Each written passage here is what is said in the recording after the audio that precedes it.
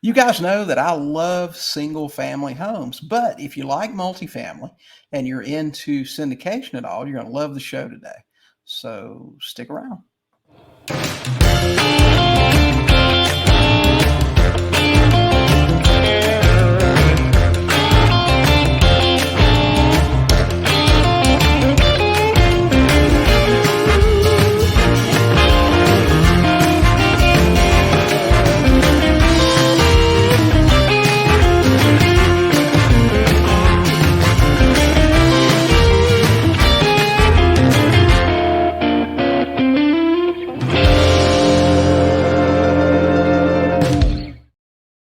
Hey, D grabbers, welcome to this episode of the Sub2Deals Show, where we talk about all things subject to. Now, occasionally we may talk about other real estate investing topics, but it's always something to help you with your real estate investing business. If you're listening to our podcast today on Apple or Google or any of those other podcast places, we'd like to invite you to check out our YouTube channel at sub2tv.com. We do our podcast with video as well. And if you check us out over there, you can see our smiling faces, watch the videos of our podcast. Of course, we like for you to listen to them as well. But when you go over to Sub2TV, make sure you hit that subscribe and notification button. We release a new video just about every single day. Podcast, YouTube lives, and some little short videos to help you with your real estate investing business. If you're interested in creative finance and maybe you're not very familiar with it and you don't want to spend tens of thousands of dollars on training, you just want to check it out. We've got the best deal on the planet in creative finance coaching, $7coaching.com for the price of a Starbucks. I'll teach you how to buy subject to, and with several other creative finance methods too. We talk about all of it at $7 Coaching. So go to $7coaching.com and check that out. Guys, today we're going to bring in an expert on multifamily syndication. Reading this guy's one sheet and all, he's a busy guy. An RN, an emergency room RN, a New York City firefighter, married, kids, multifamily. Just does the whole bit. So we're super excited to have him on today. Tim Lyons, welcome to the Sub2Deals Show. Well, William, thank you very much. I appreciate your kindness in bringing me on your show and the intro. So thanks. Yeah. Guys, I just touched on the stuff that you do. I know just reading your sheet, 1.4 billion in commercial real estate, man, that's just amazing. Tell everybody about Tim and how you got started in real estate. You know, William, like so many other podcasts that you listen to, everybody kind of starts their journey somewhere, right? There was a pain point that we tried to solve, and that wasn't so different for me either. So, been a New York City firefighter for about 18 and a half years now, which seems crazy. But, and during that time, a lot of firefighters have second jobs. So when I walked in the door my first day, I realized I didn't have a second job. So I did some mod work, some demo for the contractors and some stuff like that. But, really went back to nursing school. I worked with a couple of nurses who were firefighters, and they always had steady work and exciting side jobs, and that's what I did. Listen, during that time, my wife and I had a couple of kids, and when they were young, they didn't really, miss me too much, I guess, because they didn't know what was going on. But as they got older and I wanted to be home more and they started to feel it, my wife started to feel it, and I just knew that something had to change. That W-2 grind was something that was real, So real estate for me was the answer. I just went on this journey, William, of self-education, books, podcast on wheels, and in the car, and ended up getting mentored in multifamily. My first deal was a 3-unit. I was scared. I didn't know what to do. I didn't know how to be a landlord. I'm not particularly handy. A 3-unit made sense to me. And that's kind of how I kicked off my real estate career. It's really funny. And I've talked to thousands of investors over the years and had hundreds of them here on the podcast, but everyone, it seems like, that's successful in real estate, they tell the same story. Man, I didn't have family time. I was tired of working for other people. And then there's some little thing. Now, for me, it was a late night infomercial. It was Carlton Sheets, and I don't know if you're old enough to remember that guy or not. But us old timers, he was the big thing on late night TV. He would be out there on the beach and the palm trees were swaying, and he was talking about how you could buy no money down real estate. And I'd watched that thing for years. And one night at 2 a.m, I said, I'm going to do it. I'm going to order it. And I did. And I started buying houses. What was the thing for you? What led you to real estate? It was the fact that I needed to get financially educated, right? I was used to the paycheck every 2 weeks, and I just was that was my thing, and put money into my 457 and my 401k, and take a vacation a year and pay off my debt. But when I got financially educated, I realized that I needed something called equity. Mhm. That's what I was searching for. I was searching for that equity piece, and when I finally drilled it down to what I kind of needed to do, it was one of two things. It was own a business or get started real estate investing. And both of those, when you don't have the experience or the know-how, are really kind of monumental type tasks. And um, I just didn't want to have another job. I didn't want to buy into a franchise. I didn't want to just struggle through a restaurant or something like that. Right. And real estate made sense, right? It was kind Mhm. of like it's been around for millennia. I didn't invent it, but if once you, Mhm. I felt like if you learn the rules of the game, that you can play, right? And Mhm. I've been a sports guy my entire life, and Right. I figured if I just learn the rules, then I can play too, and that's what I did. Yeah. You mentioned when we were talking a little bit earlier about Rich Dad, Poor Dad. So, I mean, Mhm. was that really, and I hear a lot of investors tell me that was the first book I read. That's really what got me into real estate. Was that what made you decide real estate would be the vehicle for freeing you from the 9 to 5 thing? Rich Dad Poor Dad to me was more of an idea, right? A Mhm. framework for viewing, assets and liabilities. And through that framework, I was able to see what he was talking about, when he touches on some Mhm. real estate in there. But assets put money in your pocket and liabilities Right. take money out of your pocket, right? So that was just a first step. And that kind of opened up my mind to, all right, real estate might be the thing. And then it was the subsequent, knowledge and books that I read after that really sealed the deal. I got you.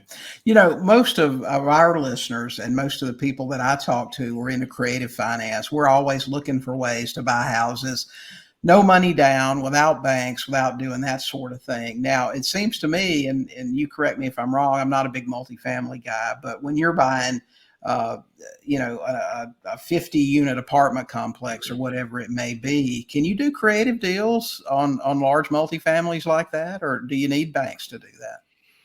Well, I'm going to be totally honest, and I have not done creative financing, but you sure can. I sat in a conference a couple of years ago, and the guy named Pace Morby, who I'm sure you maybe heard of, Mhm. he's all over YouTube and stuff, but he gave a 2 hour talk about creative financing, and it was a multifamily conference, and he Right. said something like, you're probably thinking, you're like, why is this guy talking to us? Isn't creative finance for 1 to 4 unit type properties? And he Mhm. went through a slideshow where he was buying 20, 30, 50, 80 unit complexes using the creative finance, framework. Right. I got you. So what model do you use? How do you get financing for your multifamily deals? So these days, we probably use debt funds from different, private equity firms, or Mhm. just different debt funds from banks and private industry. Just because, on the commercial side, it's different, right? 1 to 4 units can qualify for, traditional, conventional, residential, 30-year fixed mortgage, products. And on the commercial side, it's a lot different, right? So 5 or more Mhm. units, you gotta maybe get a 3, 5, 7, or 10-year note with Right. a 20 to 30-year amortization with a Mhm. balloon payment on the end. But the biggest thing about why we're using debt funds right now is because, prepayment penalties are Mhm. significantly less than if you go with a bank or agency like Fannie and Freddie type of debt products. because there's something called defeasance or prepayment penalties, and they can be steep, right? Yeah. So really knowing why you're buying, what's the game plan, how long are we going to hold for, are we doing a value add project, is this a stabilized product? It really depends on what kind of business plan you're going to roll out, that what kind of debt you want to throw on that property. Right. Now you started, or you're the manager of a syndication fund, I suppose. Is that the proper term? Um, Maybe I'm saying it wrong. I don't know much about syndication, but I know you run one of these organizations. How does that work Mhm. exactly? So, all right. So, our company, Cityside Capital, like, say you had a liquidity event, William, right? And say, I don't know, you came into money from a inheritance, or you sold your companies, or, you sold your entire single family portfolio, and you just don't want to play anymore. You want to be passive. Mhm. That's where a company like ours can come in, saying, look, we have institutional quality 2, 3, 400 unit multifamily properties Right. that are cash flowing. And, there's usually a monthly, distribution or a quarterly distribution. And, you can kind of, the hardest part for you is to vet the operator, vet the deal, vet the market, vet the asset class. And then you kind of, wire your money and sign the documents. And you're kind of, sitting back and letting us and our partners do the heavy lifting, do the property management, the asset management.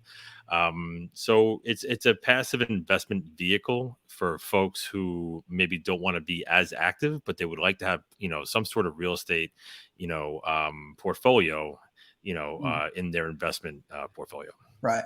Okay. So I know there's no way we're going to be able to do that in 30 minutes today, but let's just take the average listener here that's out Yeah. there buying a couple of single family homes a month. They're going straight to direct to seller, Hmm. negotiating, buying these houses, a lot of them taking over payments, doing that sort of thing. If they've put together a little bit of money and they Hmm. want to start doing some passive stuff, if I'm new at this and I think I'm interested, what is the best way for me to get started doing something like this? Well, be hopping on a phone call with me, William, of course, so we can go through this. Now, look, I mean, there's a ton of information, right? There's YouTube Mm. University, there's podcasts, there's books on this, and the bottom line is, look, you have to work with people that are aligned with your values, that have experience, that have a track record, in a market that you understand, in an asset class that you understand, and it's okay if you don't know it all on day one, right? I don't think any of us knew anything Mm. on day one, but you got to start somewhere, right? Right. And so there's companies like myself, there's other companies that go direct to institutions, and you just kind of follow along. So understanding what multifamily means, how do they value multifamily, how do you force appreciation, where does the cash flow come from? Same thing, we do self-storage units across the southeastern US. We do industrial triple net leases, right? That's a totally different Right. avenue of cash flow. So but what makes the most sense to you? What do you like about it? Are you in for cash flow? Are you in for equity appreciation, or both? So those are some of the things, like figuring out your goals, figuring out how much money you're willing to commit to one of these deals, and what's your timeline. A lot of our deals are, say, 3 to 6 year, Mm. periods. Okay. So if I'm new to this and I think I might want to test it out or get started, how much money does somebody have to get started in something like this? So generally speaking, we have $50,000 minimum investments. Mm. A couple of our opportunities are actually 25,000, Right. but it's significant, right? So Mm. people who maybe are done doing being the landlord after X amount of years, and they want to maybe diversify some into the Yeah. passive. Those are a lot of that's a lot of our investors. They just get tired, right? They get tired, or they just don't want to do it anymore, or they just and another thing that we do is 1031 exchanges, right? So if you built up a portfolio over a number of years and you don't want to pay Uncle Sam the taxes right away, you can Right. enlist the help of a qualified intermediary and do a 1031 exchange and use those proceeds to come into one of these opportunities. Okay. So you guys handle 1031 exchanges as well. We can handle the net Mhm. proceeds, yeah. So I Right. mean, we work with qualified intermediaries to make sure Mhm. all the I's are dotted and the T's are crossed. But Right. yeah. Hmm. Okay. So if I called you up and I said, "Hey Tim, I've got $50,000 that I want to get into one of your deals with," what kind of return could I expect on something like that? Great question. So, a lot of the deals that we see that we're actually, putting out to our investors, they're probably a 7 or 8% preferred return, and I can explain what a preferred return means. Over a 3 to 6 year hold period, and we're looking to, have a multiple of that original capital upon exit, right? So let me just take you through. William, would be good for your listeners to hear like a hypothetical deal. Sure. Sure. Okay. Yeah, let's do that. So because I have to do public math, do you mind if I do $100,000? No, absolutely. Go ahead. Yeah, let's do All whatever right. it is. The public Okay. math sometimes gets me. But anyway, so say you had $100,000, we're doing a 5 year hold, and we're projecting what's called an equity multiple of 2. So an equity multiple is basically timesing your initial capital by 2. So if you put 100,000 in, we're saying we're looking to give you your $100,000 back, your original capital back upon sale. And during the course of that 5 year hold, we're looking at your cash flow and appreciation to equal somewhere around $100,000. So, say there was I'm going to make the math real easy, 10% return per year, right? So that would be 10% year 1 through year 5. That's 50%, cash on cash return over the Right. first 5 years.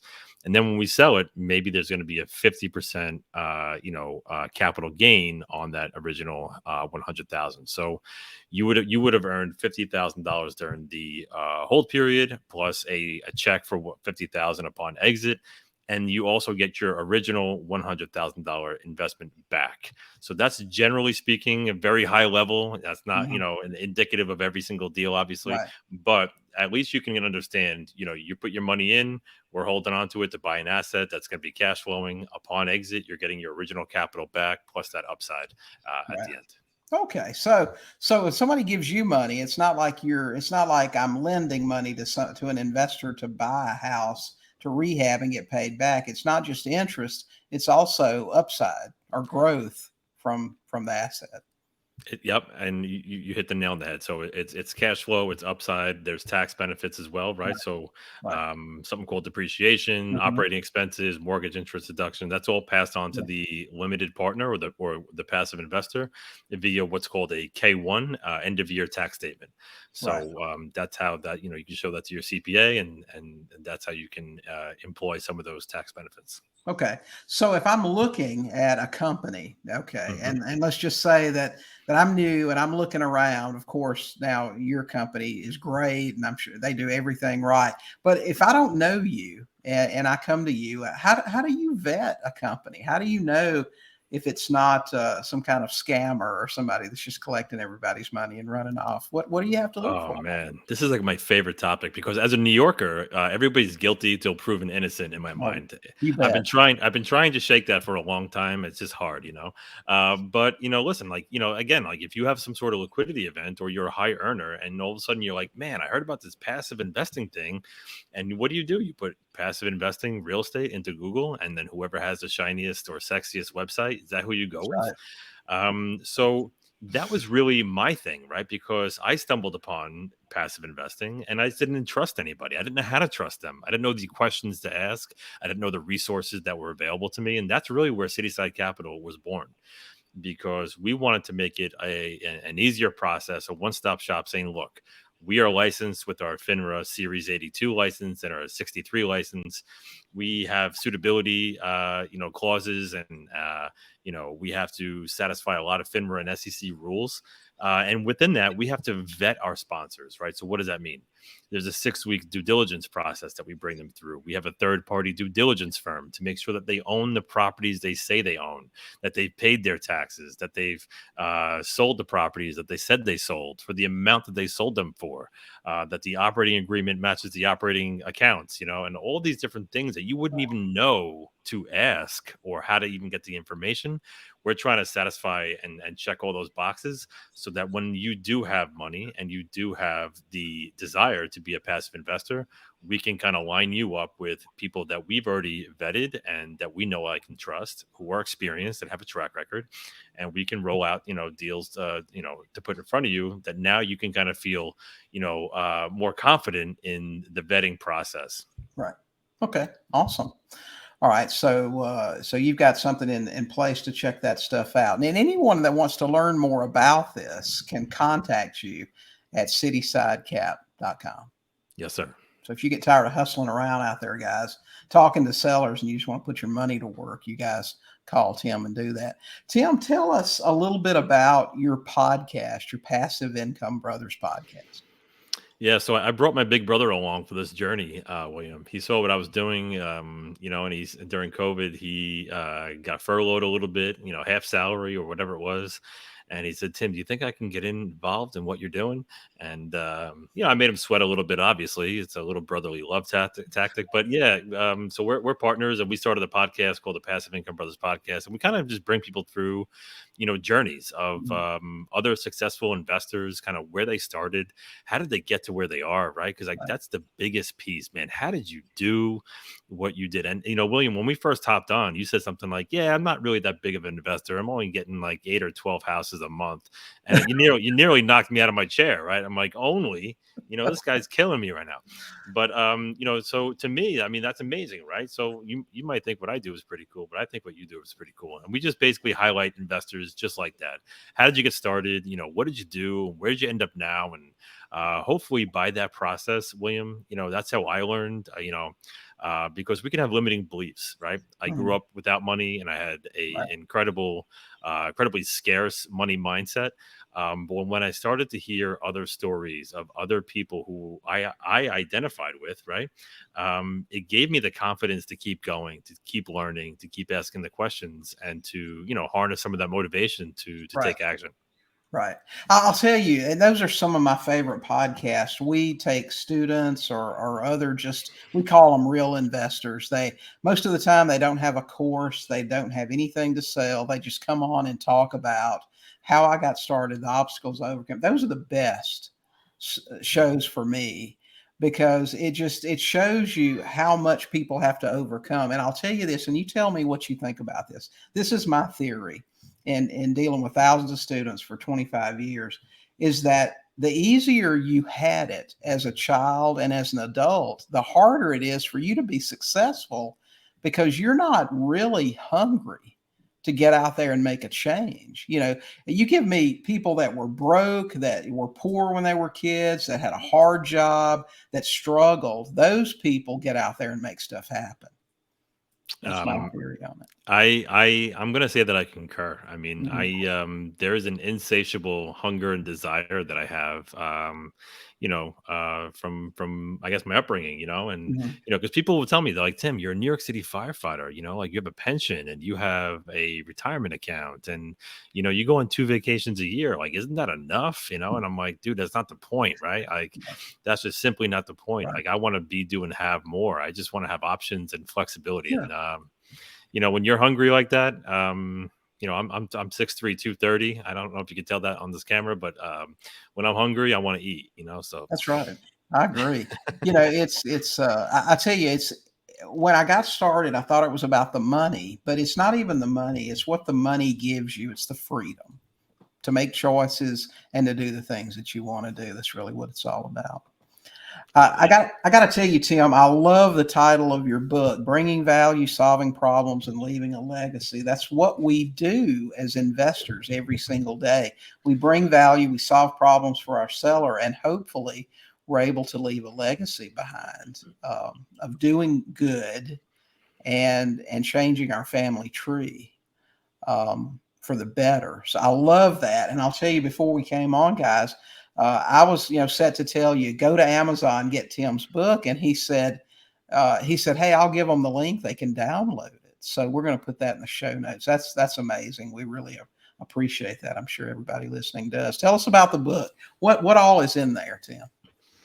So, William, are you familiar with a guy named Zig Ziglar? Oh, absolutely. Yeah. Right. Yeah. Meet you at the top. That's right. That's right. That's right. So, he had an effect on a lot of people, and I was a part of a mastermind during COVID that was influenced by Zig and his son Tom, and a guy named Jim Rohn was managed by a guy named Kyle Wilson. So Kyle Wilson kind of runs this mastermind, and but that's kind of like the personal growth and development mastermind that I was a part of, and they were writing a book. they do these book, projects where they take a lot of people's stories Mhm. and they combine it into a book. And it's some of the highest performers, that are out there, and they have great stories. We're talking Olympians, we're talking Navy SEALs, we're talking Right. business, music stars. I mean, just, and then I was in this mastermind and they're like, Tim, you got a great story. You should write a chapter in this book. And meanwhile, I'm like, man, I feel like a nobody in this mastermind, but they pushed me out of my comfort zone, and ended up becoming a #1 bestseller on the Amazon website. And it was an incredible process. So you just get a ton of value from stories of everyday folks that either overcame something or they made it happen, they had some success. And through those stories, it's inspiring for other folks. I mean, I was inspired reading my own chapter, right? Oh, sure. So that's basically what it was. And I'm so thrilled to be a part of that book project. And yeah, so I'll give you guys the link, and if you want to put it in the show notes, people can download it for free. Or if they want the hard copy, William, just have them email me, Tim at Cityside Cap, and I'll be happy to send a note and a hard copy of the book. Okay, man, that's amazing. You can get the downloaded copy or a hard copy. He'll send that to you. So, Tim, we really, really appreciate that. Okay, guys. So, if anyone's interested in becoming part of one of your projects, they can contact you at citysidecap.com. Tim, I guess your email is tim at citysidecap.com. That's it. Great. And you guys don't forget to check out the podcast that he does with his brother, Greg, Passive Income Brothers podcast. So that's great. All right. Any final words for everybody today, Tim? The journey of 1,000 miles begins with your first step, right?